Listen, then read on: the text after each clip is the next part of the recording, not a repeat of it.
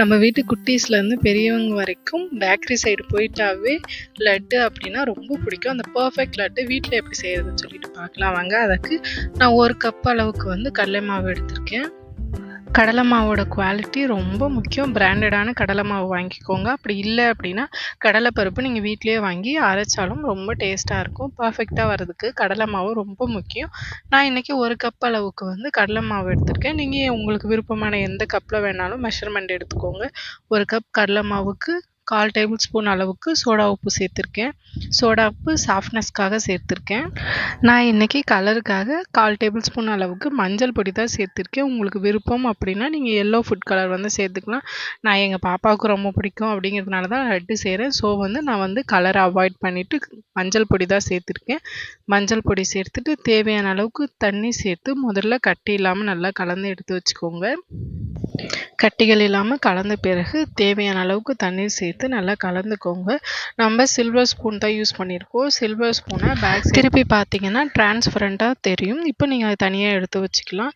ரொம்ப தண்ணியாக மாவு செஞ்சிட்டோமா பூந்தியோட ஷேப் வந்து ரொம்ப சரியாக இருக்காது. பார்க்க லட்டு அழகாக இருக்காது. ரொம்ப திக்காயிட்டா பூந்தி வந்து ஹார்டாயிரும். ஸோ லட்டும் ஹார்டாயிரும். ஸோ வந்து மாவோட பதம் வந்து ரொம்ப முக்கியம். மாவை பதமாக செஞ்சு தனியாக எடுத்து வச்சுக்கோங்க. நம்ம 1 கப் அளவுக்கு கடலை மாவு எடுத்துருக்கோம். நீங்கள் 1 கப் அளவுக்கு சீனி வந்து எடுத்துக்கோங்க. சேம் கப்பில் மெஷர்மெண்ட் எடுத்துக்கோங்க. சரியான அளவுகளாக இருக்கும். நீங்கள் உங்களுக்கு விருப்பமான எந்த கப்பில் வேணாலும் நீங்கள் அளந்துக்கலாம். 1 கப் அளவுக்கு நான் சீனி எடுத்திருக்கேன். 1 கப்பு சீனிக்கு 1/2 கப் அளவுக்கு தண்ணீர் சேர்த்திங்கன்னா சர்க்கரை வந்து மூழ்கி ஈக்குவலாக வரும். தண்ணீரை சேர்த்துட்டு ஹை ஃப்ளேமை வச்சு சர்க்கரையை நல்லா கரைச்சி வடிகட்டி திரும்ப கொதிக்க வச்சுக்கோங்க. மீடியம் ஃப்ளேமில் வச்சு ஒரு 10 to 15 மினிட்ஸ் வந்து கொதிக்க வச்சிங்கன்னா சூப்பராக பாகுபதம் வந்து ரெடி ஆயிரும். நம்ம அடிக்கடி வந்து பதம் வந்து செக் பண்ணிகிட்டே இருக்கணும். அப்படின்னா தான் வந்து நம்மளால் சரியான பதத்தில் வந்து ஸ்டவ் ஆஃப் பண்ண முடியும். நீங்கள் ரொம்ப நேரம் விட்டுட்டிங்கன்னா கம்பி பதம் வந்து தாண்டி போயிடும். நமக்கு வந்து ஒரு கம்பி பதம் வந்து இருந்தால் போதும். ஸோ வந்து நான் ஒரு 4-5 டைம் வந்து செக் பண்ணதுக்கப்புறமா தான் எனக்கு வந்து பர்ஃபெக்டாக ஒரு கம்பி பதம் அளவுக்கு வந்து கிடச்சிது.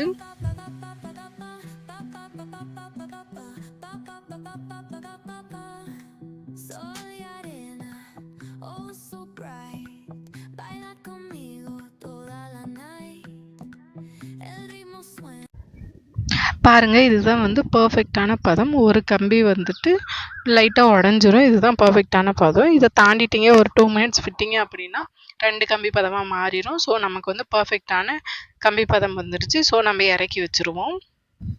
வாங்க, இப்போ நமக்கு ரொம்ப பிடிச்ச பூந்தியை பொரிச்சு எடுத்துருவோம். ஸ்டவ் ஆன் பண்ணிக்கோங்க. ஸ்டவ் ஆன் பண்ணிவிட்டு கடாய் எடுத்து வச்சுருக்கோங்க. நான் வந்து 1/4 லிட்டர் அளவுக்கு ரீஃபைண்ட் ஆயில் சேர்த்துருக்கேன். உங்களுக்கு விருப்பம் அப்படின்னா நீங்கள் நல்லெண்ணெயில் கூட பொரிச்சு எடுத்துக்கலாம். நான் ரீஃபைண்ட் ஆயில் வந்து 250 ml சேர்த்துருக்கேன். நீங்கள் வீட்டில் பூந்தி கரண்டி இருந்துச்சு அப்படின்னா நீங்கள் பூந்தி கரண்டி யூஸ் பண்ணலாம். நான் வந்து வீட்டில் ஜல்லி கரண்டி தான் இருக்குது அப்படிங்கிறதுனால நான் ஜல்லி கரண்டி எடுத்திருக்கேன். பூந்தி கரண்டிக்கும் ஜல்லி கரண்டிக்கும் பெருசாக வித்தியாசம் கிடையாது. ரெண்டுலேயுமே ஷேப்பும் அளவும் ஒரே மாதிரி தான் கிடைக்கும். பட் நம்ம செய்கிற நேரம் மட்டும்தான் வந்து குறைவாகும். நீங்கள் பூந்தி கரண்டியை யூஸ் பண்ணும்போது கொஞ்சம் சீக்கிரமாக பூந்திகளை பொரித்து முடிச்சிருவீங்க. ஜல்லி கரண்டி செய்யும் போது கொஞ்சம் டைம் வந்து கூட எடுக்கும். ஸோ இன்றைக்கி வந்து நான் வீட்டில் உள்ள ஜல்லி கரண்டியில் தான் யூஸ் பண்ணியிருந்தேன். பூந்தி வந்து ரொம்ப பர்ஃபெக்டாக வந்திருந்தது. எண்ணெயை நல்லா சூடாக்கிக்கோங்க. நல்லா சூடானது பிறகு தான் வந்து நீங்கள் பூந்தியை பொரிச்சு எடுக்கணும். அப்படி இல்லை அப்படின்னா பூந்தி வந்து நல்லா உப்பி வராது. கையால் தட்டியும் விடலாம், இல்லை கரண்டி வச்சு நீங்கள் இது நான் செய்கிறது போலவும் செஞ்சுக்கலாம். உங்களுடைய விருப்பம் தான். பூந்திகளை நல்லா சேர்த்த பிறகு 10 செகண்ட் மட்டும் வேக வச்சா போதும். பூந்திகளை அதிக நேரம் வேக விட்டிங்கன்னா காரா பூந்தி போல் ஆயிரும். காரா பூந்தி போல் ஆயிரும். லட்டு வந்து சாஃப்டாகவே இருக்காது. ஸோ 10 செகண்ட் மட்டும் வேக வச்சு நீங்கள் எடுத்துடலாம். சின்ன சின்ன டிப்ஸ் அண்ட் ட்ரிக்ஸை ஃபாலோ பண்ணும்போது லட்டு வந்து ரொம்ப பர்ஃபெக்டாகவும் டேஸ்டியாகவும் கிடைக்கும். நெக்ஸ்ட்டு வந்து நீங்கள் ஒவ்வொரு டைம் லட்டை பொரிக்கும் போதும் நீங்கள் ஜல்லிக்கரண்டியை கழுவிட்டு திரும்ப வந்து நீங்கள் யூஸ் பண்ணுங்கள். அப்போ தான் வந்து லட்டோட ஷேப் வந்து சூப்பராக இருக்கும். நீங்கள் ஆல்ரெடி யூஸ் பண்ணதுலேயே திரும்ப யூஸ் பண்ணும்போது லட்டோட ஷேப் வந்து பூந்தி பொரிஞ்சு வரும்போது அவ்வளோவா ஷேப்பாக இருக்காது. ஸோ நீங்கள் ஒவ்வொரு டைம் யூஸ் பண்ணும்போது கழுவிட்டு யூஸ் பண்ணுங்கள். நீங்கள் ஹை டு மீடியம் ஃப்ளேமில் வச்சு பொரிச்சு எடுத்துக்கோங்க.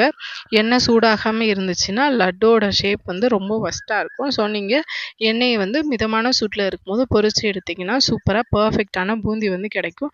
நீங்கள் பூந்தியை பொரித்த உடனே நம்ம பக்கத்தில் சிரப் செஞ்சு வச்சுருக்கோம். சிரப்பை சேர்த்துக்கோங்க.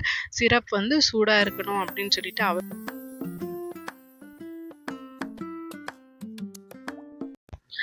சுகர் சிரப்பை நீங்கள் சூடு பண்ண வேண்டிய அவசியம் கிடையாது. நீங்கள் மீடியமான ஹீட்டில் இருக்கும்போதே சேர்த்துக்கலாம். பூந்திகள் வந்து சூடாக இருக்கும்போது நீங்கள் சேர்த்துக்கோங்க. பூந்தியை ஆற வைக்க வேண்டிய அவசியம் கிடையாது. நம்ம பூந்தியை பொரிச்சு எடுக்க நீங்கள் வந்து சுகர் சிரப்பில் சேர்த்துக்கோங்க. நான் மீதி உள்ள பூந்தி எல்லாத்தையும் சூப்பராக பொரிச்சு எடுத்துட்டு பக்கத்தில் உள்ள சுகர் சிரப்பில் ஆட் பண்ணிகிட்டே வந்து நீங்களும் இது போல் செஞ்சுக்கோங்க. எல்லா பூந்திகளையும் பொரிச்ச பிறகு நீங்கள் ஒரு 10 to 15 மினிட்ஸ் வெயிட் பண்ணிங்கன்னா பூந்தி வந்து சுகர் சிரப்பில் ஊறி நல்லா சாஃப்டாக வந்துடும். நல்லா கை பொறுக்கிற சூட்டில் வந்த பிறகு நல்லா கை வச்சு நல்லா பிசைஞ்சு எடுத்துக்கோங்க.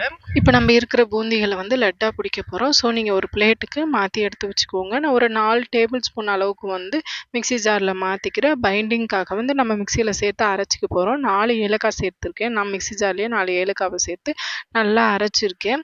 பேக்கரிகளையே வந்து பைண்டிங்காக இதை அரைச்சி சேர்ப்பாங்க. சேர்த்துட்டு ஒரு கடாய் வச்சுக்கோங்க. ஒரு கடாயில் 2 டேபிள் ஸ்பூன் அளவுக்கு நெய் சேர்த்துக்கோங்க. நெய் சேர்த்துட்டு உங்களுக்கு தேவையான அளவுக்கு முந்திரியை கோல்டன் ப்ரௌன் கலரில் வர வரைக்கும் பொரிச்சு எடுத்துக்கோங்க.